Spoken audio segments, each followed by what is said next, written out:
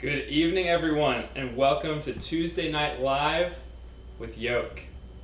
My name's Ian. I'll be your host. And my name is Jacob. I'll be the guy sitting next to him. And let me just start off by saying, Yoke family, we have missed you. We've missed you so much that it's actually starting to become a problem.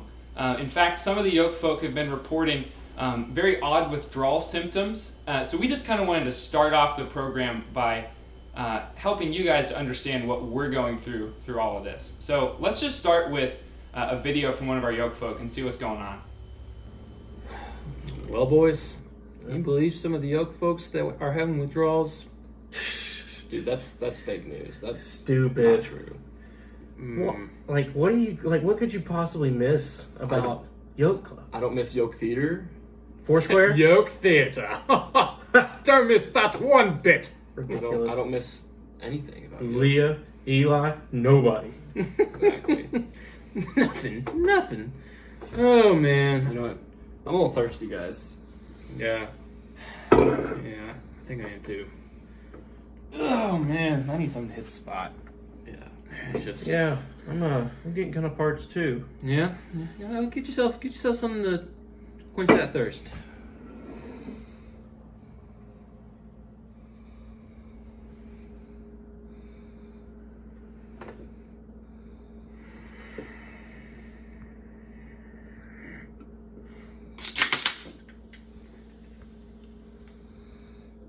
Three, two, one, go! Ah!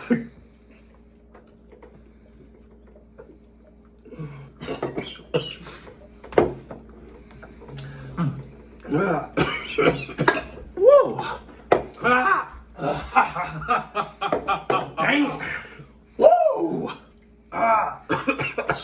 Chug champion reigns again. Whoa! Let's go.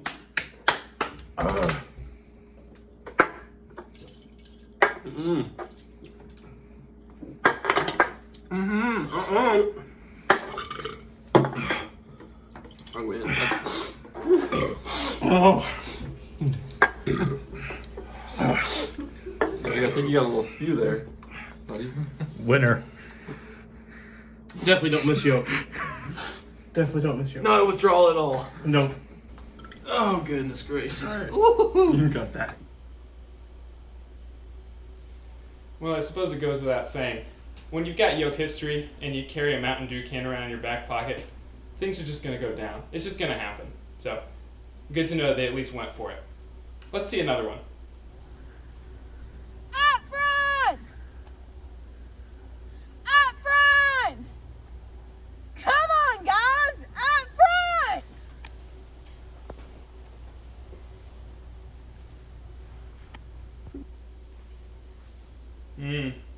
Yeah. I will say on a bad day, you guys are similar, okay? So, Yeah. it's relatable, at least for me. Amen. Let's see another one. Okay, Castor. It's going to you, buddy. Man, this isn't as fun without the Yoke kids. Sad. Okay, one more, then we'll call it a day. Hey, come together. All right, up front. Time. All right.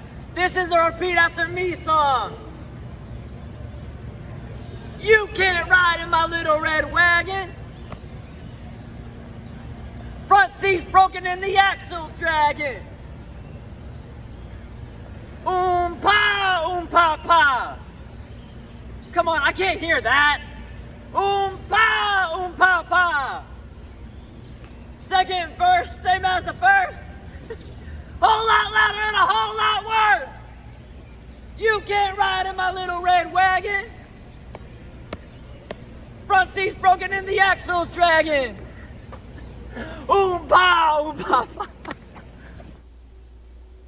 All right, I think you guys get the point. So the point is, we've missed you, we're going crazy, so hopefully this can help. By the way, what is this? Okay, let me give you a quick outline. This is Yoke Live. This is a place where all the Yoke family can get together once a week virtually just to share some experiences. We want you guys, kids, to interact with us as much as possible. So we definitely have some stuff built in for that. Each week, we're going to have fun games. Maybe we'll even bring in some guests, and we'll always have a talk where we'll be able to learn something about ourselves and God. And ultimately, we're going to have a great time doing it. And also, I've been told that I think we may be giving away some prizes. What? Prizes? Some what? Some prizes? You said prizes? Yeah. We're having Prizes? prizes? We're having prizes. All the prizes. Oh, we're having man. prizes. Okay. That's really exciting. Okay. Okay, what kind of prizes? Okay. Okay, we can start with, we're going to give away some Yoke prize packs. Yeah, seriously. Just like, Get t-shirts. just like Put these. that. Yeah, just. And these. Yeah, there's so many And so- colors. All the colors. I got a pink one here. Another one. Look at that. It's so. Oh gosh. Oh, and some. We got the Oh, sweet. stickers? Some popper. Yeah, the pop popper. sockets. Yeah, Pop sockets. Thank you. Yo, more t-shirts. There's more More t-shirts. t-shirts, variety All of of colors. them. Look at these colors. Lots It's like of a colors. rainbow up in Okay. here. Okay, that's Love great. it. So lots of Yoke prize stuff, and we've got obviously a whole bunch for a whole bunch of kids. We could even do, I don't know, free lunches for kids, like Chick-fil-A. Love Chick-fil-A. Yeah.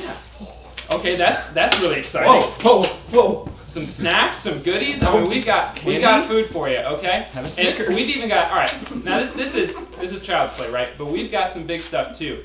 What about if we gave away tonight 2 passes to Navitat?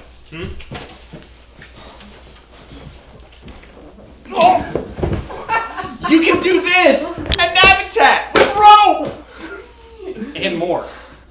So that's all happening tonight. Now you may be asking, how can you get those prizes? Okay, well let's start with the link under this video. All you have to do is follow that link. It's a Google Forms page. Just fill out your name, your email, contact information, and then you'll automatically be entered for the Navitat tickets at the end of this show. We're going to announce it in just at the end, okay? And then also, there'll be opportunities to win the other prizes, okay? So that's what we've got coming. Oh, in the meantime, I need to catch my breath. You're really good at tug of war. You know that? Yeah, I try. It's a hobby. Yeah. Okay. Every In the Friday. meantime, I need to stop talking for a little bit. But we've got another Yoke folk on tonight. Her name is Sarah, and she's going to be helping us out with a game. And it's going to immediately mean prizes for kids, all right? So here's the game. Sarah's going to try to put on as many shirts as she can in 60 seconds, okay? And here's how you can participate. You can guess, before she starts, the total number of shirts she's going to put on in 60 seconds, okay? So start guessing while we get set up, all right? You can just put it right in the comments in the video, so just feel free to post in the comments, all right? So we're going to get these shirts over to Sarah. All right, let's take a look at Sarah. How's she doing? Yeah, She's getting getting limbered warmed up. up. Okay. Feeling pretty good. Stretch it out. Come on, sister. Let's go. Yeah. Come on, 1, 2. You been practicing? This is my normal t-shirt putting on workout in the morning. Every day. Wake up, do this. It's all about, is that what they call Pilates? Is that what that is? T-shirt lotties is Oh, what they yeah. call them. So, I think Yeah. I saw that. all right, where's my timer? Okay, I've got you going. So, you got 60 seconds in 5, 4, 3, 2, 1, go! Let's go! Let's go! Let's go! Come on! Get it on! That's 1! I don't care if it's backwards, just Come get it on. on! Get him on, get him on, get him on, get him Come on. Good. Come on. Yeah, get that brown. That's Come a on. good That's a rate. Hershey kiss right there. Let's like see it. Yep. Oh, I've got that t-shirt. I love do? that t-shirt. Yes. All That's right. all good. Yeah, Color you see, you palette. got a little bit of a bunch coming up, but guess what? Get that pink going. As long as it's over your head, I don't care. There Get we him go. How on. much time is left? Get him on. Who's counting? You got 35 seconds. 35. Woo! I'm All going. those t-shirts are getting bigger. I hope somebody's counting this. Well, Woo! Sure. Are you guys counting? Of course. You better be. to take them off. It's warm in here. We got money on the table. That's Okay. weird. I'm not warm actually. Woo! We keep it at a good solid 80, 85 in here. That's good. Yeah, that's what I keep it for my Get the t-shirt blood lotties. pumping. Yeah. I want to see a little Just bit like- less talking for the Yeah, contestants. yeah. 10 seconds. Yeah. You got 10 seconds. Yeah, come on. Come on, keep it going. Keep it going. Keep Come it on, going. you Keep it get going. another. Get another. Get it on. Get it on. 5, 4, Get it. Come on. 3, Come on. 2, 1. It's done. Woo! It's over. Woo! You got yourself a little bit of a lump there. Ooh. This is called the Corona 20 right here. Yep. Do you even own enough t-shirts to be able to do that at home? Not yet. But the more years I do this, the more I'll get. That's right. Good job, guys. Wow. Okay. Whew. That was a lot of t-shirts.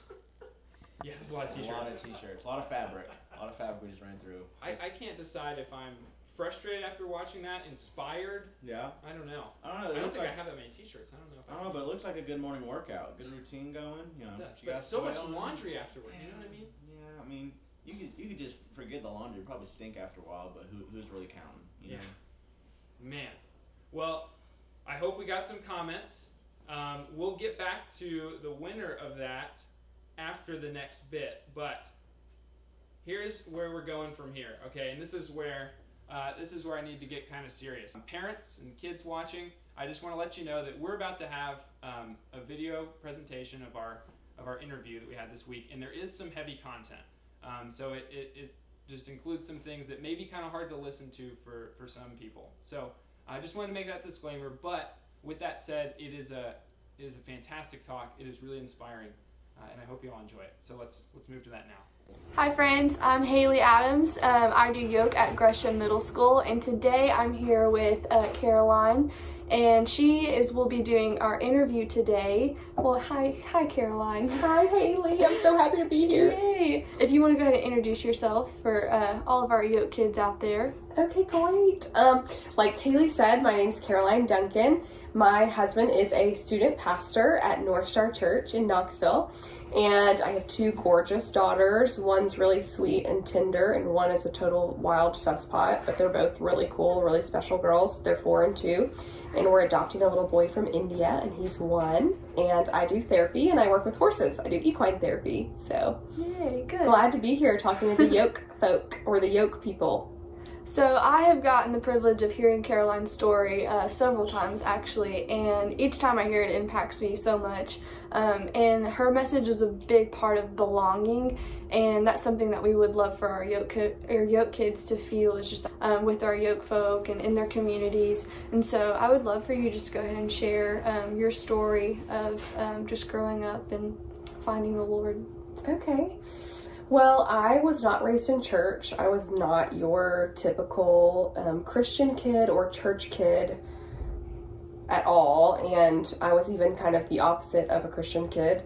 So I grew up, I've got 2 brothers. I've got an older brother and a younger brother, and 2 parents that have stayed married my whole life, which is a huge blessing.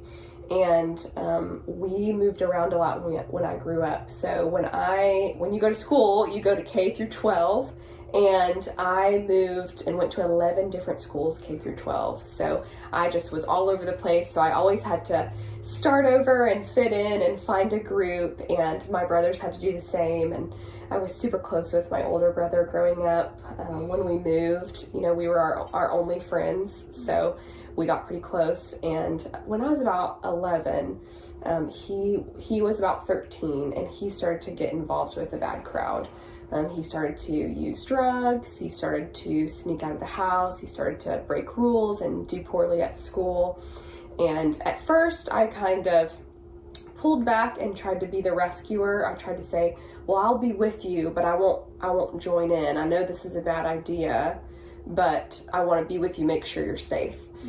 So my intentions started out really well, but sure enough, within the year, I started kind of following suit. So I started using drugs, and I started getting in trouble at school, and my grades started to decline, and I started to care a lot about what guys thought of me and what boyfriend I could have. And they were a couple years older than me, so I thought that I was pretty cool, and it made me feel really great about myself that I got that kind of attention.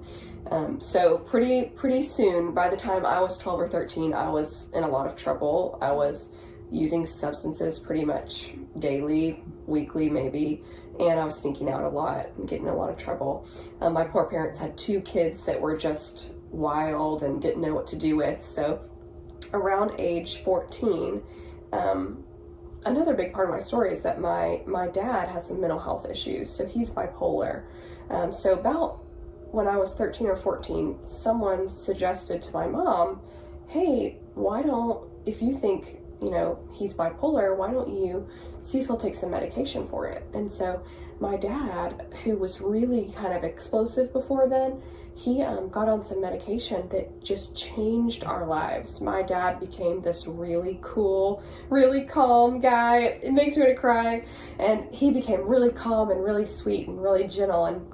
And so my mother, who was a believer, said, I would really love to go to church. I think it might help our kids. And my dad and mom both grew up in alcoholic homes, and they both went to church during their childhood. And so they had a really bad taste in their mouth as far as, well, I had to go to church. My parents made me go, and our household was a wreck. And I know some of you kids can relate to that. We go to church and look this way, but we go home and it's like a nightmare.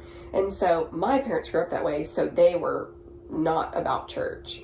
But as we got older, they became really, they drew back to it, and they wanted their kids to be involved in it. And so mom said, let's go to church. You know, our kids are crazy. They're getting in trouble. We don't know what to do with them. And maybe this will help. And so it was kind of last ditch effort, but I had never even been to church. So I came in and to a youth group and like a youth activity, and there's singing and there's games and there's crowds of people and they talk about God, and I was like, this is weird. Christians are weird. I'm not a Christian. I don't even believe in God. And so it started an even rockier time for me, an already rocky time. So I'm doing the wrong things. I'm getting in trouble at school, and then my parents add church onto it, and I was like, no, thank you. And so my dad would literally, me and Haley have laughed about this before, my dad would pull me out of the car and he would drag me through the doors, and I would yell and I would cuss people out and I would scream and I'd flip people up, and it was just crazy. It was like an exorcism every single Wednesday and Sunday night at the church. So everybody was terrified of me, and I was mean to everybody. I was just angry. You know, I had started to try, you know, drugs, and I had started to try, you know, get involved with boys, and I started to try breaking the rules, and I thought it would be really fun, and it really made me feel so empty. I felt so depressed. I felt so anxious. I felt so alone, and so I was angry that nothing I was doing was working. And so the next 2 years, probably from 13 to 15, we had the ritual. Home life was crazy. My older brother got addicted to heroin very quickly, and it spiraled out of control. Our family was a violent house. I mean, there was always fighting, there was always yelling, there was always police being called. It was just, and then we would go to church, and everybody seemed so perfect, and it was so frustrating, and I was like this big ball of anger, craziness. And so a few things happened. I had a few different kind of rock bottoms. Number one was I got kicked out of school and sent to juvenile detention center. I got into a massive fight. I showed up to school completely hammered. I got a minor alcohol charge and a minor assault charge with a fight, and had to spend the next 6 to 8 months in a juvenile detention center. It was there that I realized I did not want to break all the rules that society had laid out, and I didn't want to fight this fight. You know, I realized kind of I was in over my head.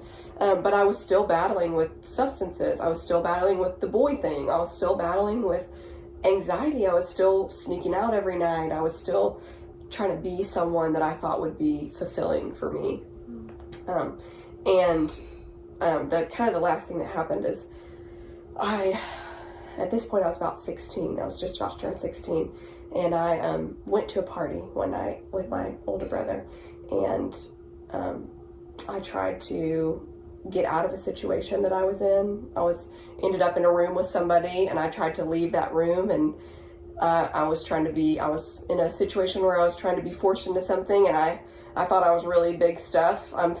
You can't tell on the camera probably, but I'm 5 feet tall. I'm really short, and I'm just kind of small. And so I kind of, you know, tried to push back, and I got beaten up really badly. All my ribs, my jaw, my nose.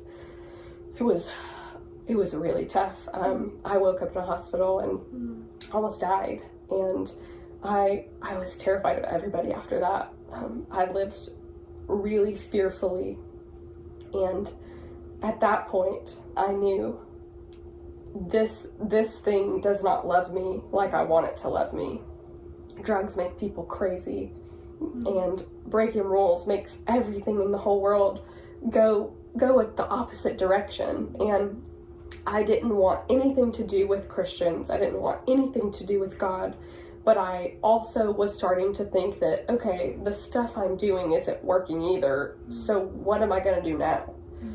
And that led me even to a more depressed place where I thought, well, what's the point of living if that's going to happen? So that's kind of who I was before Christ, and all the while being forced to go to church.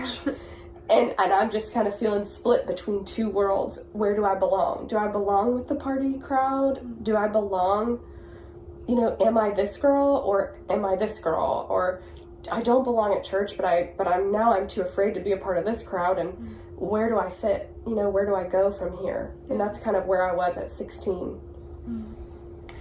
So something that Yoke has is we have something called Yoke Folk, and that's just like mentors and walking with middle schoolers. And like I said, I know your story. I've heard your story, and something that is so impactful is you had someone in your life, kind of like a Yoke Folk, that just walked with you, and showed you love. Can you show us about that? Yes. So we don't want the story to end at where how horrible I was. So the thing that's so special about Jesus and about a community of Christians like Yoke Folk, I mean, great one, like Yoke leaders, your friends at Yoke, just like my friends at church. I didn't really have friends at church yet, but I'll get there. That's so unique about God, that he would put people around you to hold you up and carry you back in when you've made a mistake and when you're going the wrong way.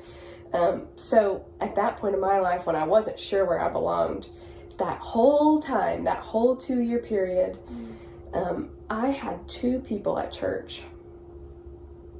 And I always get emotional talking about it. But I had 2 people at church that I didn't scare away. Some of you students, I know you're mad too about your life, and you want to push people away to prove it. And I've been there, and I had 2 people that just would not let me go. And it was my youth leader and 1 youth girl. So one of your Yoke leaders or one of your Yoke girls would be the equivalent.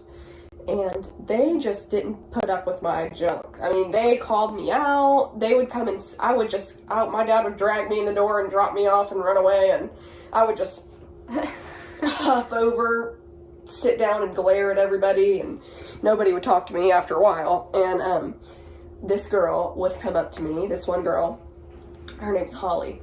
And she would come up to me and she would say, I would say, get away or back off of me. And she would say, just be quiet. I'm just coming to sit with you. She would just knock it off. I mean, she didn't put up with my junk, and she never gave up sitting by me and of course, I'm in a room with a bunch of teenagers my age. I don't want to sit alone. I just didn't feel like I wanted to be friends with any of those people. So it was nice, even though I would try to get her to stop, it was nice that I wasn't sitting by myself in a room where I felt like everybody was scared of me. And so she just would not give up on me. And then I had my leader, her name was Candy, and she was the older version of me.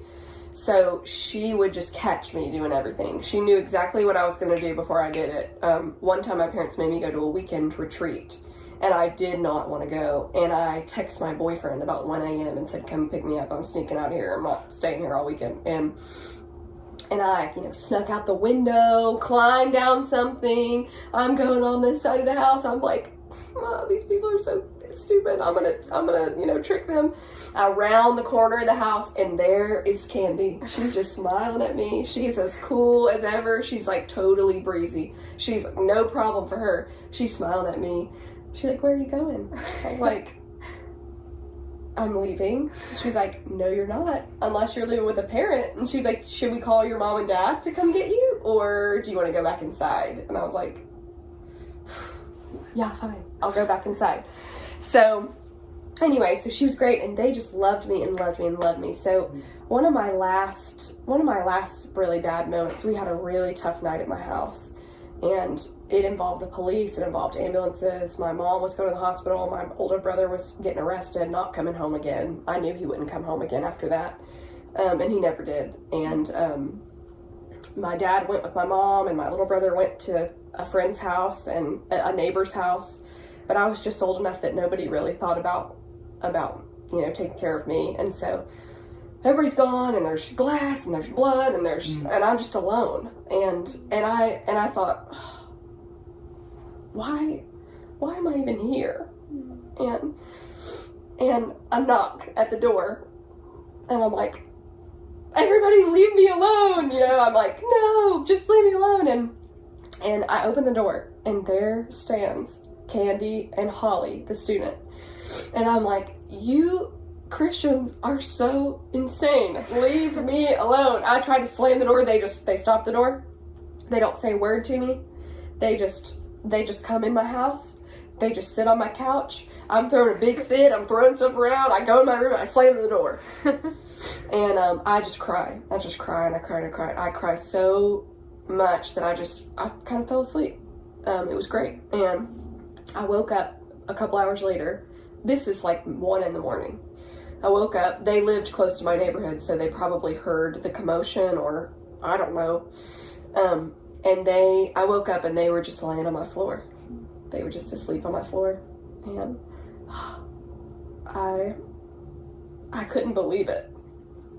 And I didn't know why they were on my floor, because I had yelled some pretty mean stuff a couple hours before, and I'd said some mean stuff for 2 years. And it was that moment that I really met with Jesus, and I got it. It just clicked with me, and I thought, I am not a good person, and I'm not nice, and I'm not lovable, and I really wasn't. I wasn't easy to even like. And I thought, why are they here with me? And I just knew it. I thought, it was like Jesus just spoke to me and said, this is who I am. I love you where you are. I don't care who you are. I don't care how bad you are. I've already died for all this stuff. I already died on the cross to take it. And I'm kind, and I'm gentle, and I love you, and I have people that love you no matter what. And I thought, oh no, now I've got to become a Christian. And I was so embarrassed, and I was like, oh no. And immediately I did feel different. And I woke up, they woke up the next morning, and they had cleaned up my house while I was asleep. I didn't have to clean anything up. And I know some students know the scene I'm talking about and the feeling I'm talking about it at your home, where it might just be so tough at your home. It's not a safe place like it could be, and that's really hard. And to have them make it a safer place was really sweet. And so the next day was church. It was the weekend, and I walked in the church. Everybody was looking at me because I had never walked in before just without being pulled in or yelling. And so I walked in, and I went down to the front. If you've ever been to a church service, they have a time, a lot of churches, where you can go down to the front at the end and like pray or talk to a pastor. I had never seen it until I'd been at church. Some of you might not have seen that before, but it's a really special time. And I walked down, and the student pastor was just, what's about to happen? And I walked up to him. I said, I think I want to become a Christian. I think I'm going to be okay. I believe in God. And he freaked out. I mean, he was so happy. He probably has never before then and since then had such a crazy student. And I got saved, and I talked with Candy and Holly that day, and they said, all right, your friends, you got to get new friends. You got to get new clothes. You got to listen to new music. You got to talk different. It's going to be so hard, but we're going to be here, and we're going to do it all together. And I said, okay. I said yes. And I never, ever went back. I had a lot of stuff. I had a lot of hurdles to go over because I had created such a bad reputation, and I had a record. So that was my freshman year of high school, but I had a record that followed me all the way till I was a senior. All the way till I was applying for colleges, I had a record. and that was tough. But they showed me what it meant to belong, and they brought me in. And even when I decided to change, you know, sometimes people get saved and you think, oh, let's see how long that lasts. And I had heard people say that, and I feared that would be me, but I didn't, because they rallied around me. And I have 2 daughters, and one of them is named Holly, after my friend Holly. And I still talk to her all the time. I talk to my youth leader. I joke around with my youth pastor, because now I'm married to a youth pastor, and nobody's treated my husband like I treated him, thankfully. But I'm ready when they do. And yeah, it was sweet. It was a great, your community of people, a yoke folk, a yoke leader, your yoke friends. They're your people when you mess up, and when you make mistakes, and when you need to start a new path. Walk a totally different way, and we can't do it without each other. We can't. You can't do anything alone. And I'm so glad that you all in Yoke have Yoke leaders and Yoke folk and all of your friends, and I'm so glad I had that, because it changed my life. I would either be dead or on drugs on the streets if it wasn't for them, how they loved me. And now I'm a therapist. I get to talk to teenagers all the time, and I have kids and a pastor for a husband, and we have craziness like everybody else, but I have a good life because I said yes to Jesus, and I had my people around me. That's awesome. I love hearing your story. I love it. It's so impactful. I love that you had so many leaders just surrounding you and showing you love and just guiding you, just walking with you through life towards Jesus. I love that. Yes. Is there anything you'd like to say, just lastly, for our students with Yoke? I would just encourage you, if you feel like you don't belong, or if you feel like you're disconnected or you're alone, you're not alone. Reach out. You have people right here in Haley and Eli and Leah and all your other leaders, and you have friends, and you're not alone. And God says you are a new creation. Behold, I'm going to make you brand new. And it's a promise. It's a big promise. And nobody else in our lives, even if they try, can keep all their promises. You know, people promise to be there. They promise to never leave. They promise to keep you safe. They promise to love you. And that doesn't always work. But God's promises are for real. They don't break. They're the truth, the whole truth, and you can count on them. And count on that you can become new, and you can do a new thing, and you can be a new person, and that there are people with you to help you do that. And I just encourage you, don't give up on Yoke. Don't give up on your leaders. Don't give up on, fighting your own fight yourself each day. People love you, God loves you, and you belong. You belong at Yoke. You should come. You should go. Thank you so much, Caroline. That was awesome. Your story is so impactful, and we're so thankful that you were able to share with us today. And guys, we're so thankful that you guys joined us too.